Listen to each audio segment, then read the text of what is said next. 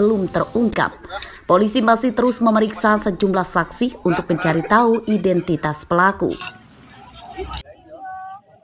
Korban Ria sempat dinyatakan hilang oleh keluarganya selama 1 hari 1 malam setelah berpamitan mengantarkan anaknya sekolah. Korban kemudian ditemukan oleh warga yang sedang mencari rumput pada hari Kamis pekan lalu di sebuah perkebunan jagung di Desa Raja Basa Lama, Lampung Timur. Oleh pelaku, jenazah dimasukkan ke dalam karung yang ditumpangkan di motor korban. Jadi warga kita ini memang aktivitasnya ini sehari-harinya ini memang penjual online. Nah, ketika itu dia berangkat keluar dari rumah sekitar jam 9 atau jam 10, sehingga sampai malam tidak pulang. Nah, keluarganya sibuk cari ke mana-mana, sampai minta bantuan polisi juga untuk cek pos handphone. Aku lihat ada kebun jagung kok rusak, kan? Samperin kan, ternyata ada motor sama karung di motor itu kan. Tak lihatin, ini kayaknya motor yang diposting di Facebook kemarin kan. Terus aku balik lagi kan, cari kawan, karena nggak berani aku sendiri situ, nggak ada orang. Cari kawan itu, langsung tak samperin lagi, ternyata di karung itu ada mayatnya. Terus setelah itu laporan ke warga kan udah rame, terus warga nelfon ke Kapolsek ini. Polisi belum mau memberikan keterangan hasil penyelidikan kasus pembunuhan Rias Nur Aini. Polisi menyatakan masih menunggu hasil autopsi jenazah korban yang dilakukan di Rumah Sakit Bayangkara, Bandar Lampung. Asep Saifullah melaporkan dari Lampung Timur. Jemput di rumah sakit. Dan melakukan buang etik. Tim penyidik Polres Mesuji Sabtu siang menggelar rekonstruksi kasus pembunuhan siswi SMK bernama Anggi Lestari oleh Herman, pria 72 tahun, sebagai tersangkanya. Rekonstruksi digelar di lingkungan Mapolres Mesuji untuk menghindari adanya kericuhan dari keluarga korban yang masih emosi. Pada rekonstruksi, tersangka memperagakan 54 adegan. Pembunuhan diawali dari tersangka yang sedang jalan kaki dari kebun, diberi tumpangan naik motor oleh korban. Saat di jalan sepi, tersangka meminta izin korban untuk buang air kecil. Setelah itu, tersangka kemudian malah merampas tas dan membunuh korban dengan senjata tajam yang dibawanya untuk bekerja di kebun. Setelah korban tewas, tersangka kemudian membawa kabur ponsel korban. Sedangkan motor korban ditinggalkan dekat jenazah. Pada hari ini kita melakukan reka adegan sebanyak 54 reka adegan ya. Kegiatannya dilaksanakan di Mapolres Mesuji. Kami laksanakan di Mapolres Mesuji atas dasar faktor keamanan dan keselamatan. Jadi harapannya dapat berjalan dengan aman dan lancar. Kebetulan untuk lokasi pelaksanaan rekonstruksi memiliki kemiripan dengan TKP asli. Pokoknya segitu dia nyiksa anakku, segitu lagi dia disiksa, pokoknya minta hukum mati aja. Iya. Tadi Ibu motivasi ke sini gimana, Bu? Motivasi melihat mereka adegan. Mau lihat? Iya, mau lihat di sini lah.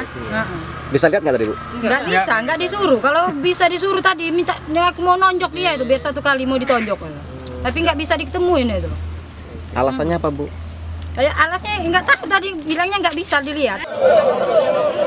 Pembunuhan Anggi Lestari terjadi pada bulan Mei lalu saat korban dalam perjalanan pulang sekolah. Tersangka Herman kemudian ditangkap di Sumatera Selatan setelah 1 bulan buron.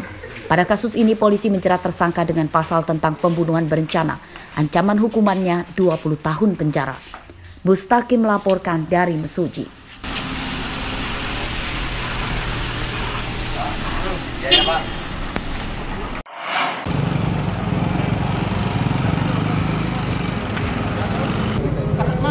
Tidak hanya di jalan raya, razia kendaraan dalam operasi Patu Krakatau juga digelar di pintu masuk Mapolresta Bandar Lampung Sabtu pagi. Operasi ini melibatkan satuan Provos sebab selain merazia kendaraan warga, juga menyasar kendaraan polisi. Razia dengan memeriksa surat-surat kendaraan, surat izin mengemudi, dan kelengkapan komponen kendaraan seperti spion, lampu-lampu, dan lainnya. Pada razia ini terdapat 8 pelanggar dari kalangan warga dan polisi. Mereka hanya diberi teguran dan tidak diberi sanksi tilang.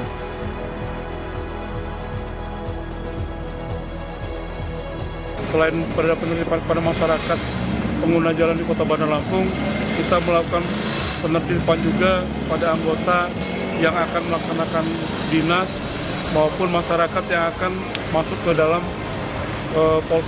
Polres Bandar Lampung. Dari kegiatan tadi ada beberapa yang kita temukan dan langsung diberikan peneguran. Untuk anggota sendiri juga kita laksanakan peneguran. Berdasarkan data Satlantas Polresta Bandar Lampung selama sepekan operasi Patuh Krakatau, telah menindak 390 pelanggar lalu lintas, baik secara langsung dan terekam kamera pemantau atau ITLE. 118 diantaranya diberi teguran dan sisanya diberi sanksi tilang. Robi Laste melaporkan dari Bandar Lampung.